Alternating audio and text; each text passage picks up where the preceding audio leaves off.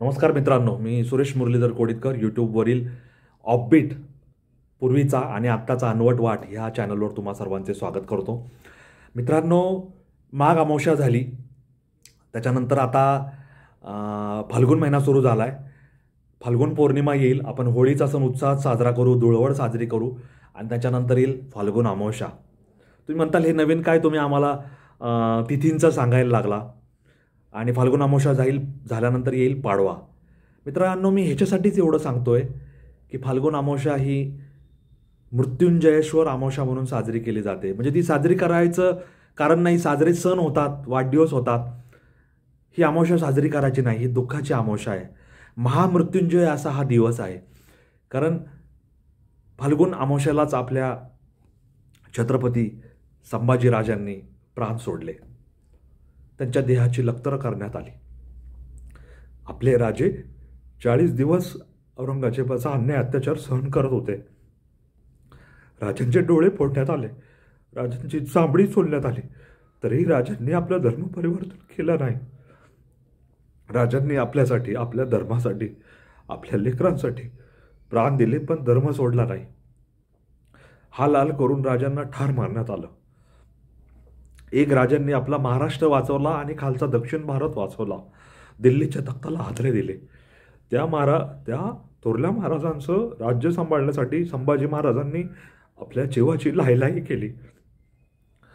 त्या 40 दिवसात अन्न पाण्यावेळेस वाचून तडफडले, त्यांची नखं सोलून काढण्यात आली.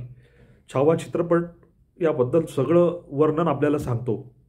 आणि आपण माघ अमावस्या तेही फाल्गुन अमावस्या कशा प्रकारचं जीवन जगतो, आपल्याला काही देणं नाही, आपल्याला काही घेणं नाही. हा पश्चाताप मास किंवा संभाजी महाराजांना श्रद्धांजली अर्पण करण्याचा मास म्हणून आपण हे सूतक पाळलं पाहिजे. आपण कुठल्याही प्रकारचा आराम, मौज, मजा, मस्ती ह्यापासून दूर राहिलं पाहिजे. आपल्या या हिंदू धर्मासाठी, सनातन धर्मासाठी गुरु नानक, त्यांचे ते 2 लहान मुलं, वीर, त्यांचं नाव मला आता आठवत नाही, त्यांनी सुद्धा प्राणार्पण केलं. त्यांची मुंडी उडवण्यात आली, कुणाला भिंतीमध्ये कोंडून मारण्यात आलं, तरी त्यांनी आपला धर्म बदलला नाही. जाट लोकांनी प्राणांचं बलिदान केलं, पण हिंदू धर्म स्वीकारला नाही. त्यांचे एक एक आवय छाटून कापण्यात आले, त्यांच्या देहातून रक्ताच्या चिळकांड्या उडाल्या. फवारा चौक म्हणून असं उत्तर प्रदेशमध्ये एक स्थान आहे, जिथे आणि राम जाट किंवा मी काही जाटांची नाव वाचली, तिथं त्यांना ठार मारण्यात आलं. असे हे प्राणांचे बलिदान देणारे आपले महापुरुष होते. म्हणून आज आपण सनातन धर्माचं नाव घेतोय. आपल्या राजांसाठी माघ अमावस्या ते फाल्गुन अमावस्या आपण शांतपणे प्रार्थना करायला हवी. राजांच्या त्यावेळेस दिलेल्या बलिदानासाठी आपण आज सुद्धा कृतज्ञता वंदन करायला हवं. आणि ह्या 30-40 दिवसात कुठल्याही प्रकारचं मौज, मजा, मस्ती, गादीवर झोपणं, चित्रपट, सिनेमे, व्हॉट्सअप हे सगळं पाहणं, हे सगळं थांबवायला हवं. आपल्याला आवडणारी एखाद्या गोष्टी ह्या महिन्यामध्ये करणं टाळायला हवं. जमिनीवर झोपायला हवं, साधं अन्न घ्यायला हवं आणि आपल्या राजांच्या त्या चिरंतन स्मृतींना वंदन करायला हवं. राजांच्या प्रतिमेपुढे एक दीप लावायला हवा. थोरले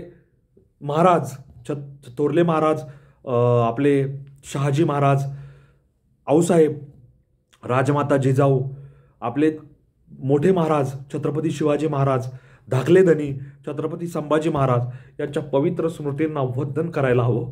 आणि हा जो मास आहे 40 दिवसांचा, हा मास अत्यंत संवेदनशीलतेने आपण या मासला नमस्कार करायला हवा, असं आपलं वर्तन हवं, असं मला या निमित्ताने सांगायचं वाटतं. मी सुद्धा हे सगळं समाजात आजूबाजूला घडतंय, लोक करतायत, हे पाहून माझे सुद्धा डोळे भरून आले. हा व्हिडिओ करताना सुद्धा मी सद्गदित झालोय की माझ्या हातून सुद्धा चूक झाली. मी सुद्धा तुमच्यासारखाच जीवन जगताना ह्या सगळ्या बंधनात गुरफटून याबद्दल नमूद करणे मी राहून गेलो होतो, विसरून गेलो होतो. पण पाडव्याच्या दिवशी किंवा आदल्या अमावस्येला मला वडू बुद्रुक, जिथं संभाजी महाराजांची समाधी आहे, जिथं त्यांनी प्राण सोडले, तिथं मी नमस्कार करायचो, नतमस्तक व्हायचो. परंतु एकदा नमस्कार करून हे भागणारं नाहीये.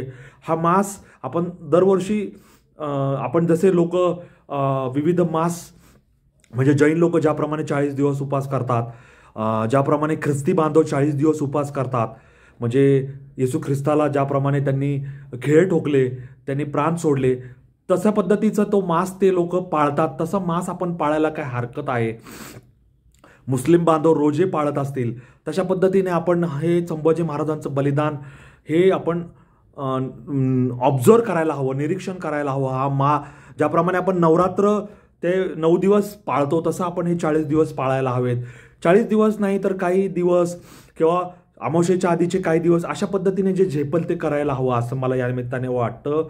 राजांनी आपल्यासाठी, आपल्या धर्मासाठी, सनातन धर्मासाठी, या स्वराज्यासाठी, या महाराष्ट्रासाठी, तुमच्या माझ्यासाठी बलिदान केलं हे कदापि विसरता कामा नये.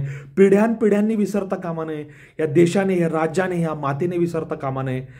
म्हणून मी हे तळमळीने तुम्हाला सांगतो, देश तर विसरलेला नाहीच, राष्ट्र तर विसरलेलं नाहीच. हा वारसा आपल्याला पुढं घेऊन जायचा आहे. आपण जर पाळलं तर आपली लेकरं पाळतील. मागच्या पिढीने पाळलं नसेल तर आपण आता पाळायला सुरुवात करायला हवी, अशी मी तुम्हाला कळकळीची विनंती करतो. आणि आत्ता विसरला असाल तर पुढे चालू करा. महामृत्युंजयेश्वर जी अमावस्या आहे, फाल्गुन अमावस्या, तिथपर्यंत साजरं करा. गुढीपाडवा साजरा करायच्या आधी छत्रपती संभाजी महाराजांना वंदन करायला, त्यांच्या प्रतिमेपुढे नतमस्तक व्हायला विसरू नका. ते आहेत म्हणून हा सनातन धर्म आहे, ते होते म्हणून हा हिंदू धर्म आहे, ते होते म्हणून आज आपण हिंदू म्हणून नाव लावतोय, हे विसरू नका. हे मला या निमित्ताने तुम्हा सर्वांना सांगायचं आहे. धन्यवाद. जय हिंद, जय महाराष्ट्र, वंदे मातरम, जय श्रीराम, जय जगन्नाथ, जय सनातन.